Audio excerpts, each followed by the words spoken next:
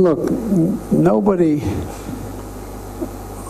likes having celebrated international meetings if you don't know what you want at the meeting. If you don't have a game plan. He may have a game plan. He just hasn't shared it with me. But I tell you what, I don't know about you, but I'm going to go to bed. And the only existential threat humanity faces, even more frightening than a nuclear war, is global warming going above 1.5 degrees in the next 10 years. And we're in real trouble. There's no way back from that. Thanks to all the members of Congress and Homeland Security Secretary. I'm not sure I'm going to introduce you all the way.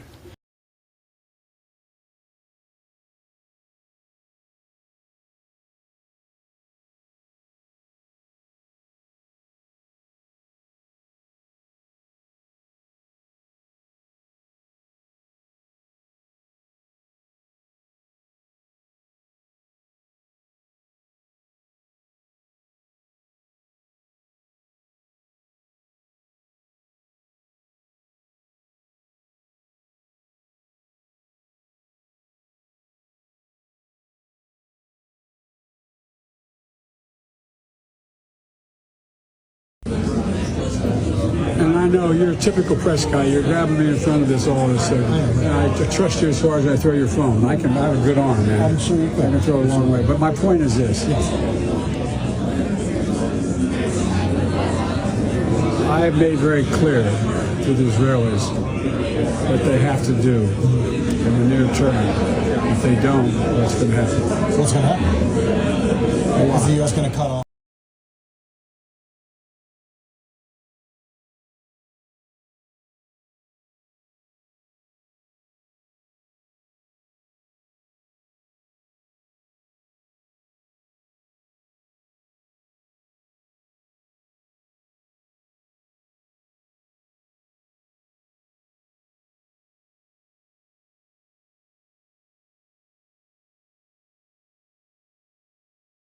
In 2021, I met with Mark and other industry leaders. TSMC had made a $12 billion investment here in Phoenix to build the first fab to make semiconductors in the United States. Now, the equipment is ready to move in. Next year, commercial operations are going to begin. And today, TSMC has announced a second major investment. They'll construct a second fab here in Phoenix to build chips, 3 nano chips, the 3 nano chip. Chips that are 3 nano, and you know what I'm saying. Nano, no, I don't know. But look, these are the most advanced semiconductor chips on the planet. The chips will power iPhones and MacBooks, as Tim Cook can attest.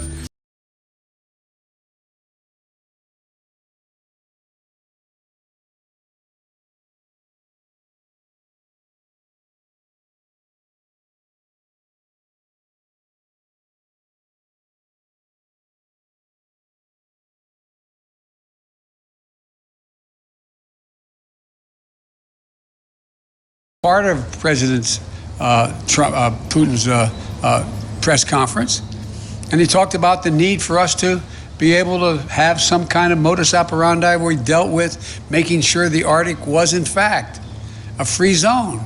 Is a Taliban takeover of Afghanistan now inevitable? No, it is not. Because you have the Afghan troops have 300,000 well-equipped, as well-equipped as any army in the world, and an Air Force, against something like 75,000 Taliban. It is not inevitable. Do I trust the Taliban? No.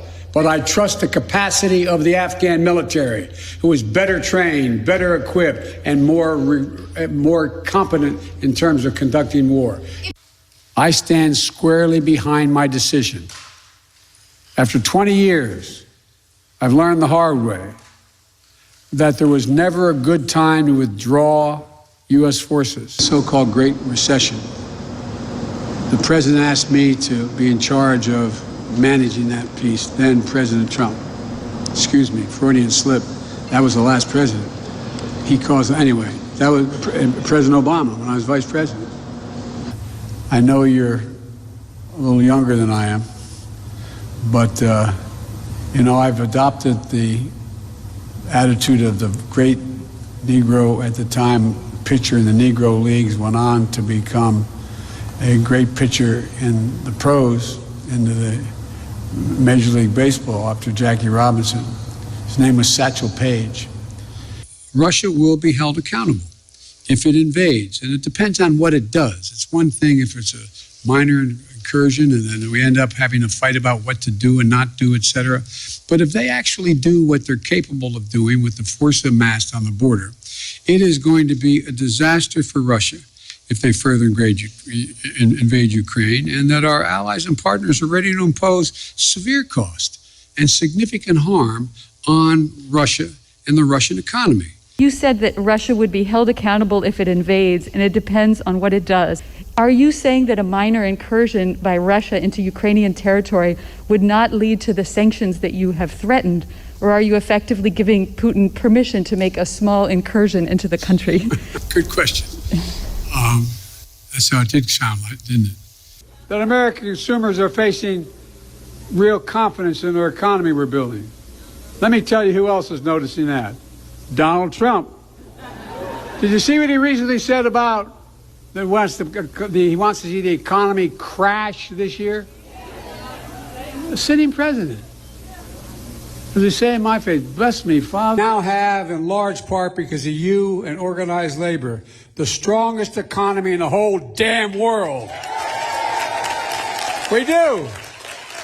We do. In the whole world. Inflation's coming down, jobs are growing. We created 800,000 manufacturing jobs. Remember they told us we were dead, manufacturing's dead in America? China was going to eat our lunch? Well, guess what, man? We don't taste that good.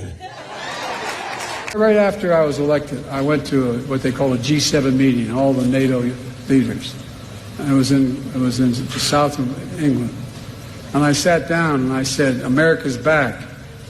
And Mitterrand from France looked at me and said, how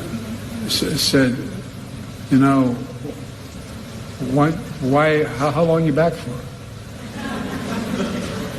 And I looked at him, and the Chancellor of Germany said, what would you say, Mr. President, if you picked up the paper tomorrow in the London Times, and the London Times said, 1,000 people break through the House of Commons, break down the doors, 2 bobbies are killed in order to stop the election of the Prime Minister. What would you say? I never thought about it from that perspective. What would we say if that happened in another democracy around the world? Of American power. It all goes to, was America keep its word? Does America move forward? There is some movement, and I don't want to, well, maybe choose my words. There's some movement. There's been a response from there's been a response from the opposition, but yes, I'm sorry, from Hamas. The conduct of the response in Gaza, in the Gaza Strip, has been over the top. I think that, as you know, initially, the president of Mexico, Sisi, did not want to open up the gate to allow humanitarian material to get in. I talked to him. I convinced him to open the gate. I talked to Bibi to open the gate on the Israeli side. Your Majesty, over to you.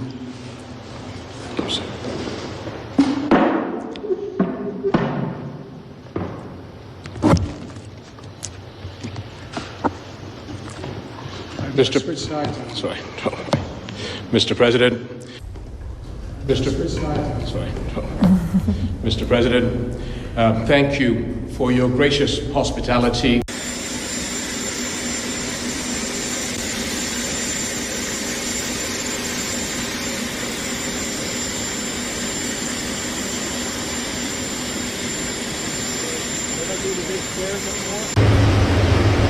Hello, folks. This morning I had the honor of meeting with Alexei Navalny's wife and daughter. As to state the obvious, he was a man of incredible courage, and it's amazing how his wife and daughter are emulating that. And we're going to be announcing the sanctions against Putin, who is responsible for his death, tomorrow. And but the one thing that was made clear to me is that Yolanda is she's going to continue the fight we had underway. So we're not letting up. Thank you.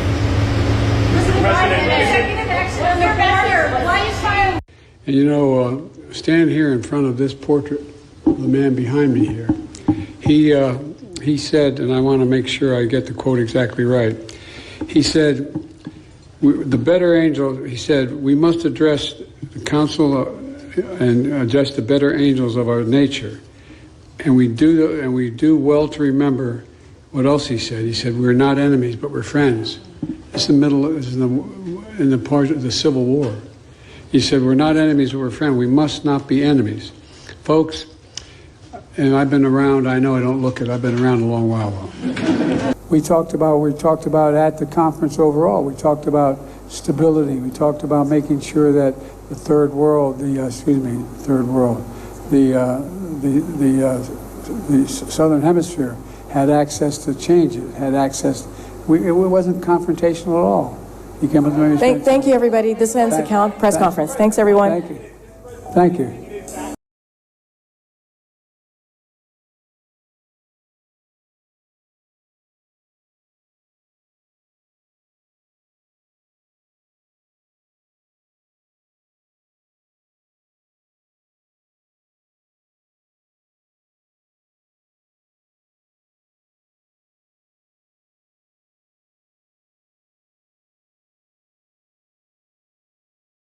By the Director General of the International Labor Organization. And to say to President Biden, can you hear me, President Biden? This is a historical moment for Brazil and for the U.S. President Biden, can you hear me? You can? Yes, good. And so there's the U.S. delegation that is here with me. I'd like to greet my wife that is also here. I'd like to greet the Brazilian trade unionists that came to my invitation by my labor minister, and also like to greet the U.S. trade union leaders. Not to deceive you, Mr. President.